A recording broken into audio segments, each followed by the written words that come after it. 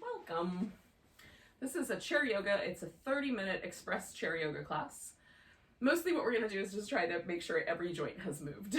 So get yourself a chair that is steady and sturdy so that you can use it without it rolling around or anything like that. And then start with just finding a position on the chair where you feel like your back, your spine, is in a neutral position, doesn't feel too slouchy. So if you have to slide a little bit forward, you can do that. Rest your hands in a comfortable position. You can put one palm inside the other. You can rest your palms upright or down. If you have another position, you can choose yours. Those are 3 of my favorites. And then take a moment just to pause. So ultimately, yoga really is the practice of kind of pausing in the present moment, not allowing our thoughts to roll forward into the future or to think about things that have already happened in the past. You know, we'll do a bunch of different movements and we'll try to do those as present and as fully with our full attention as possible. So let's take a few moments just to settle right into this moment right here. You can close your eyes or leave them open a little bit. Feel your breath coming and going.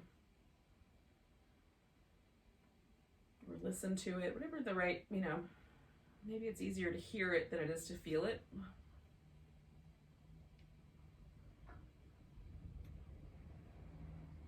Recognize that because we're practicing at home a lot or in other spaces, we might find that there are distractions we can't, account for. We can't do anything about. So if the neighbors start mowing the lawn or if the kids or pets cause a ruckus, we're just going to keep going. Acknowledging whatever's happening and then coming back to our practice.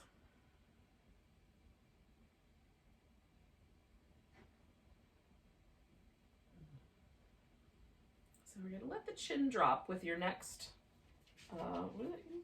exhale. And then see if you can roll your head up over one shoulder and back, and then up over the opposite shoulder and back. Now, if it feels at all like it's a little too pinchy, or there's any sort of tingly sensations, keep your head a little more elevated and work with the neck stretches a little more gently, right? So we're just gonna allow the side of the neck to stretch, and as you move your head around from one shoulder to the other, you'll find that different muscles kind of respond one way or another. And so if there are any places that respond with a kind of sense that they're tight or a little sticky, you can stay there a little longer or go a little slower through that area. Often the way that we sleep or the way that we set up our desks will cause us to hold our head in a unique position. So there might be a little bit more tightness on one side than the other.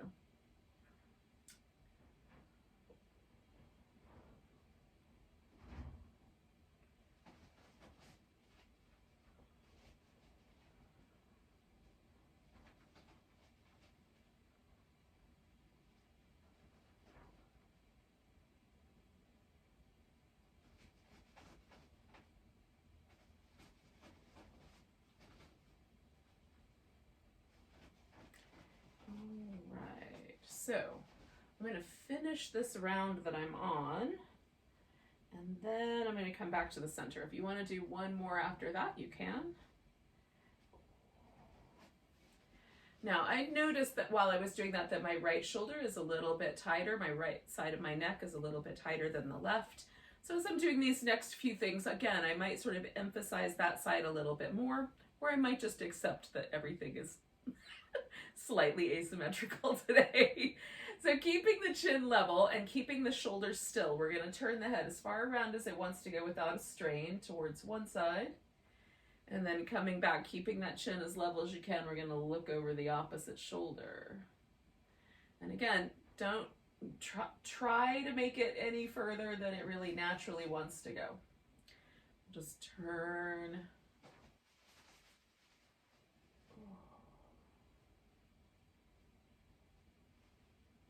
And we'll finish it with going over the opposite shoulder. And then you'll come back. Oh.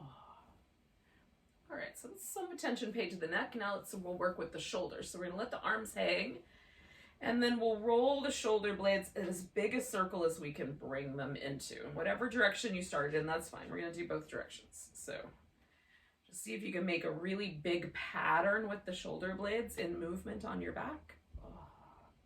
So kind of squishing them together, pulling them down, pushing them off to the sides, bringing them up. Do that one more time, whichever direction you're going in. Oh, and then we're just gonna switch the direction. It's basically the same movement pattern, but for whatever reason, when we change direction, sometimes we get a slightly different range of motion. The arms are along for the ride, for now.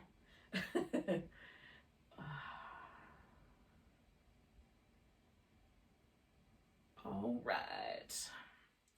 Now we're going to take one arm, doesn't matter which, I'm starting with my easiest one. You're just going to put that arm behind your back. If you can't get it all the way behind your back, put it on your hip.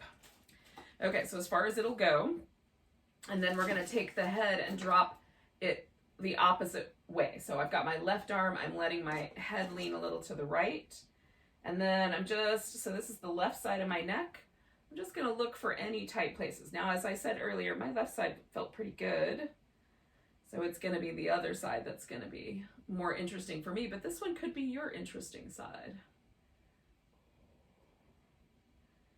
So I'm just finding, like I found just the tiniest little bit of tension right there, so I held that, but everything else feels pretty good. I'm going to take one more breath. Ooh, and then I'm going to bring my head up first and then undo the arm, give that arm a little shimmy. And then the other side, so bringing the other arm around behind. And already I can feel resistance. So then I'm gonna let my head come over and I can turn the chin down or up, just kind of looking for the places that feel like, yep, that's tight. And we'll just pause for a moment. So this is a little bit kind of a gentler hybridization of a yoga move where you put both arms behind your back and press your palms together. So we're not going to that extreme, but this gives us kind of the same space opening, creates the same stretch or stress in the muscles. As I'm going along, the spots that I'm in my neck that I'm working on are softening, so I'm just finding a new one. Let's take 2 more breaths. It's hard for me not to lean, so I'm trying to stay upright and just let my neck do the work. Okay, so I'm going to bring the neck back, or the head back, bring the arm out. Oh. Give that arm a little jiggle. All right, so hopefully, at least from the neck and the shoulders, we're feeling pretty good. Let's do a little work for our wrists. So we're gonna make little circles. Go the opposite way with the little circles. You can make the circles as big as you like. So we're gonna reach the hands out, and as I extend, I'm going to essentially kind of try to bring my hand backwards towards my forearm. So I'm stretching this bottom half of my arm. And as I do that, I'm going to try to take my pinky finger and my thumb as far away from each other as possible while I simultaneously try to stretch that area. Oh. So as I stretch my thumb and pinky finger away from each other, it makes my hand want to come away from that stretch. So that's the interesting part of the task. And then we're going to release that. And we'll do the similar things, but across the top. So we're just going to curl the fingers in, like nice and tight little balls. And then we're going to try to stretch the top of the forearm here a little bit. And for me, the straighter arm is better here. And the bent arm is better on the other side. Oh. So squeeze the fingers in a tight little ball without causing any trouble for your fingernails and your palms. And then release. So we're going to do this just a little wave pattern. You can do this just like that, or you can link the fingers together. I find this helpful. It kind of creates a wave through the whole shoulders girdle. And if you can do it, go the opposite direction. All right, spread the fingers out nice and wide, curl them in nice and tight. Spread them out wide, give them a little shimmy, curl them in tight. Spread them out, curl them in tight. One more time, spread them out, Curl them in tight. All right. So let's move our ribs. So we're going to move the ribs in 3 different ways. So we're going to start just a little bit forward on the chair, so there's a little bit of room, and the legs a little bit wide. So, you know, whatever's comfortable for the chair that you're in. So we're going to start with some little cat shapes. So we're going to tilt the pelvis forward, broaden across the chest, and it'll feel a little bit like a cobra pose in your lower back. And then we're going to round the back so it's like cat on Halloween. So we'll tuck the pelvis under, kind of broaden the upper back.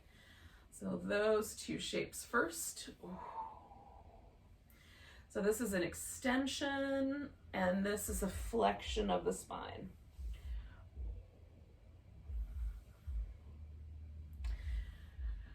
Just see like how far into each of these shapes you can bring yourself without causing any strain.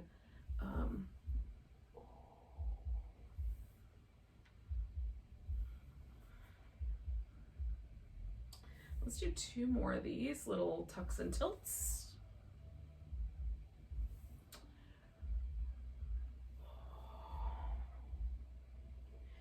All right, coming up, we're gonna do a little rotation.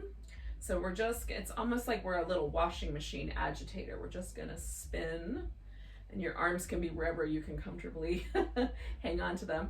Now we're not moving from the arms, that's what that looks like. Instead, we're turning at the waist. So keep the shoulders nice and stable. Rotate from your waist. Oh. Now in a second, we're gonna pick a side and pause with that.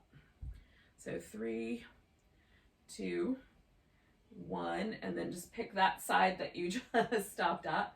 Get a little taller, and you can reach around if you want and grab hold of your thigh or grab the chair, but you don't have to. So just sitting up, and then I'm just gonna see if my ribs wanna turn any more in that direction. I notice if my opposite hip wants to lift up, and if that's the case, put the hip back down and just back off a little bit. Oh, and then we'll come back, let it get loose again for 3, 2, 1, and then pause in the other direction and go slow because your back may not be ready to assume this shape yet. So sitting up tall, planting the hips, and then as things loosen, we can turn a little more or not, as the case may be.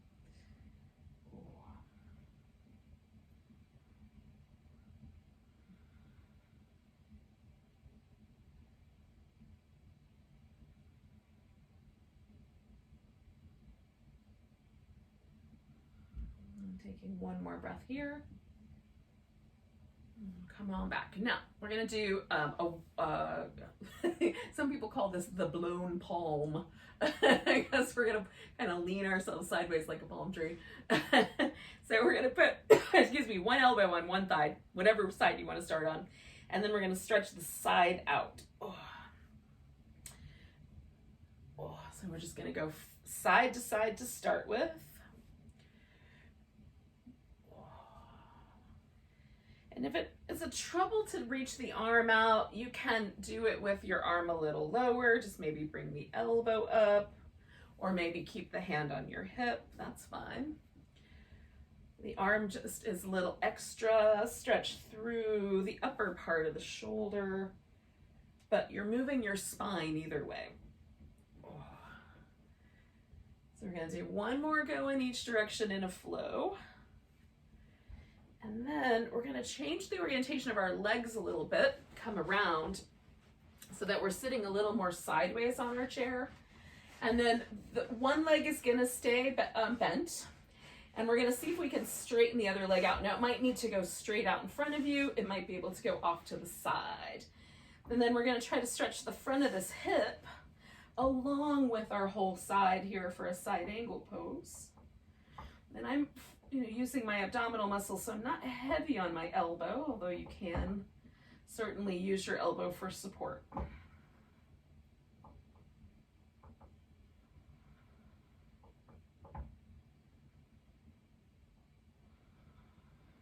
we're going to take 1 more big breath, and then we're going to come around back to the center and spin around the opposite way. So we're just kind of turning sideways on the chair. Again, decide, like, should my foot just go straight out in front of me? or will it sort of come out to the side a little bit comfortably? And then lengthening out that side. And again, we're trying to get just a little bit through the front of this hip, if we can.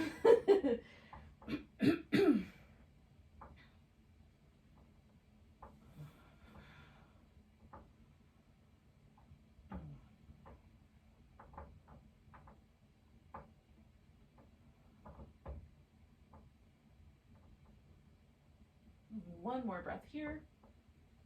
Oh, and then we're going to come back around to the center. So nice job. Oh. All right, so we've moved our spine in all of the directions that it moves in. We have done a nice big stretch for the front of our hip. So now we're going to try to get to the back of our thigh a little bit, but again, we're going to be kind. So let's pick up one leg. And if picking up one leg means that you just kind of lift it, you can do that, or you can hold onto it with your hands. And then we're going to spin the foot in circles. And then go the opposite direction with the circles. And then we're going to point and flex. And try to spread out your toes a little bit. And then we're going to see if we can straighten that leg. So you can keep holding on to the bottom. If it's within reach, you can hold on to your big toe.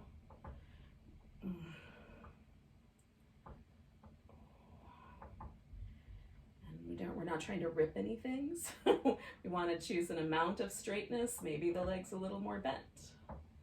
That doesn't feel like it's causing any trouble. One more breath there. And then we're going to release. Oh. Now notice how it feels, because this is going to tell you how to do the other side. Like if it feels pleasant in the leg we just did, then we'll do the other side the same way. But if for any reason that feels tender or sore, then when you do the other side, be a little more conservative with the amount of stretch that you give yourself. Let's see if that's better. That's always my suggestion in general. Start gently and work your way out.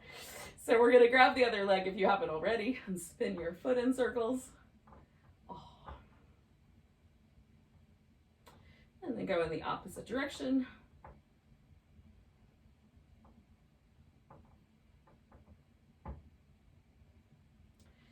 And then we're going to point and flex.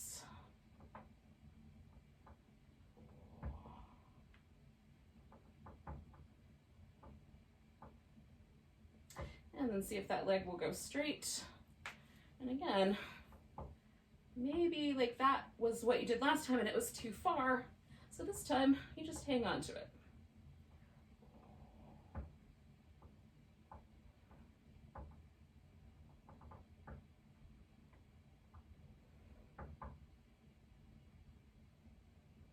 Two more breaths.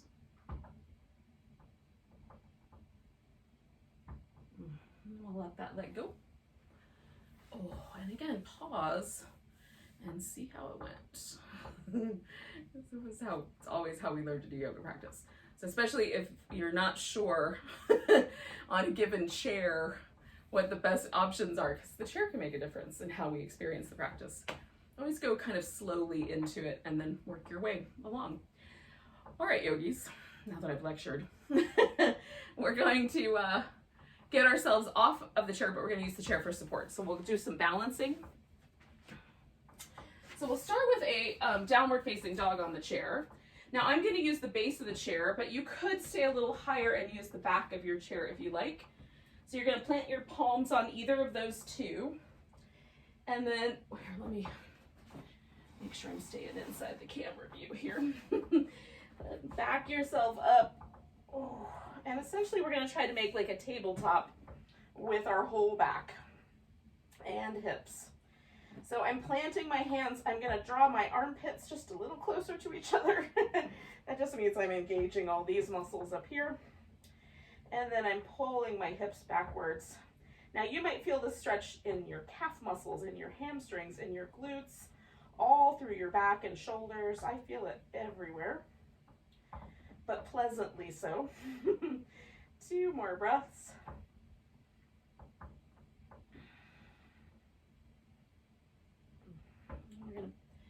take ourselves back up to the chair. Now we're going to use the base of the chair, or again, you can use the back of your chair as you need, and we'll do a little spinal balance. So I'm going to keep one hand on the chair, and then I'm going to lift the opposite leg. So left hand is going to stay on the chair, and I'm going to lift my right leg. So I'm going to start with the leg, because that might be all that happens. So try to lower, or level the pelvis out. If you can, you'll take your opposite. Oh, did I do that backwards? I did. So opposite leg, stretch out. So we want opposite leg and arm, not the same side. Oh, sometimes my brain. So we'll stretch between those 2 points. And then bring it down. So now I'm going to leave my hand at the back of the chair. So I'm just going to let that set. Now, if you have tender wrists and that wrist angle is crummy, you can put your fist on the chair. So once again, I'm going to start with just the leg, get the pelvis nice and level. And if it feels all right, stretch the opposite arm up. And reach between those 2 points.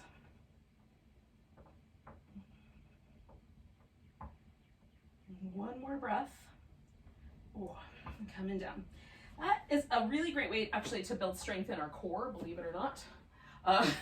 So you can, if the arm and leg is too much, you can just start with the leg and work your way up. And it's a great way to build the stability muscles that live in the center of the body. Now, we're gonna do a little balance. So we can use the chair to get started, but if we start to fall, we wanna try to catch with our legs, because balance is something that we have to practice to maintain, and a lot of us begin to lose balance as we get older. So we're going to start with a tree pose. So start with your stable place. You can put your foot down lower or up a little higher above your knee, but just to skip over the knee. And then we're going to see if we can maintain the balance. And if you lose the balance, put your foot down and catch. Okay. So you can use the chair to get started. Maintain the balance as long as you can.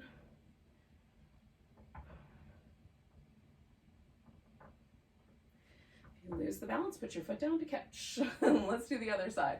So we'll stay and see if we can hold the balance. Now the goal is not necessarily to hold the balance perfectly, but it's to be able to recover from the little wobbles that occur. So you can stop when you feel a little tired in your leg, but certainly as long as you can maintain the balance, keep trying. All right, so we're gonna take a moment, just let the legs kind of relax, or shake them out. We're gonna go back to our original leg. We're gonna turn the toes towards the chair a bit. Now you might turn them a little bit in if there's any trouble in your hip when you open up. We're going to take the hand maybe to the base of the chair, maybe to the top of the chair. Okay, that's up to you. Then we're going to pick the leg up in the back and see if we can open up like a little starfish. So this is our half moon balance. So we've got a leg and an arm helping us to support our balance in this pose. Oh. Lift with your hip. We're going to take one more big breath. And then we'll come back down.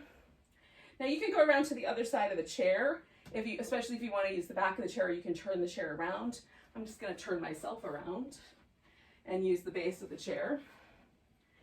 Okay, so I'm going to lift that leg and stretch out. If you keep your eyes in one place, it will help you balance a little bit more. Good, one more breath. And then we're going to put the foot down to come out of there. All right, yogis, we're going to do downward dog one more time. So you can even hold on to the edge of the chair. If your chair is really, really sturdy, mine will pull. So just resting my hands there is better. If you've got a heavy chair, you might be able to pull against it a little bit. So again, I'm hugging my upper body, kind of giving my shoulders a bit of a hug, trying to draw the shoulder blades into my back. And then I'm kind of slowly going backwards until I find just the right amount.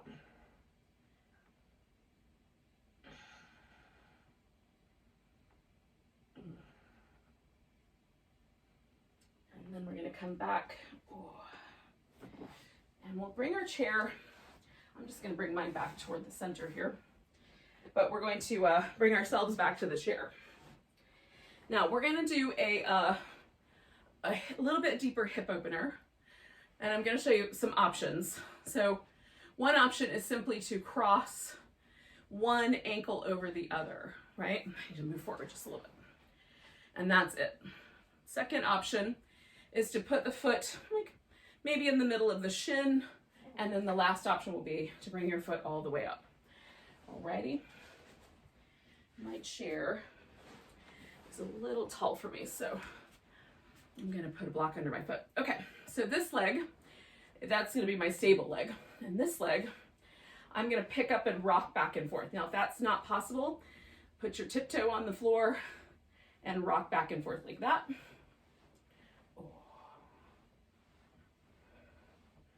Just want some movement there in the hip. Now pay attention to your knee. So if when your leg comes up on top, there's any trouble for your knee, even the most mild trouble for the knee, I would recommend going down, either crossing at the shin or the ankle. Then sit up nice and tall. If you feel any sensation in this outer part of your hip, that's all we're here for. So we're there. If you don't, you can try leaning forward a little bit to see if you do find that stretch in your hip. For me, generally speaking, I can find it just by putting the leg up on top. I don't need a lot of forward movement. As it softens, I might be able to lean forward a little more. But always let your body sort of be the guide. Okay, so we're gonna take one more breath here. And then we're gonna release that leg with the exhale. And then I'm going to switch to the opposite side. So again, you can have the toe on the ground or pick the leg up and give it a little rock. And then see if it's willing to settle up on top. Now, I always keep my toes oriented with my knee so that my shin bones are not being turned at all. So that keeps my knee a little happier. Again, I feel just a little something right there in that hip, so I don't need to go anywhere yet. Because I feel it, I'm there. Yoga poses are not about what they look like, right? So it's not about, oh, I need to look like my chest is resting on my shin. It's about how it feels. So if you feel something, that's the pose. So we'll take a few more breaths here. And notice if you're tensing up, because that's another indicator that it's a little too much.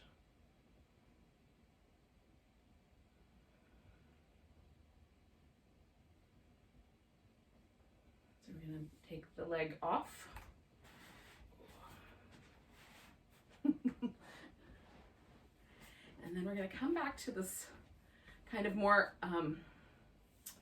mountain posy kind of shape that we had at the beginning. And we'll do a little bit of forward face. So we're just going to open the eyes really big, open the mouth and stick out the tongue.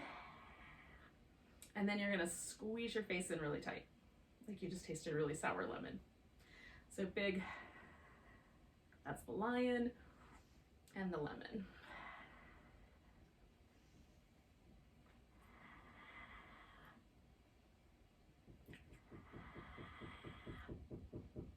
I know it looks really silly. One more. But even though it looks silly, it gets all of the muscles in our face moving, and it will also stimulate some of the nice hydrating mechanism that yoga stimulates in the body there in our face as well. So take a couple of deep breaths, just let yourself settle again in the present moment.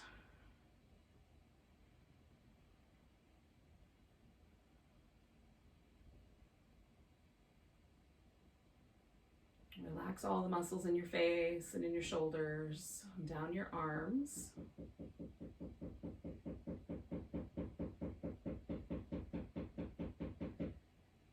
Relax your hips and your legs.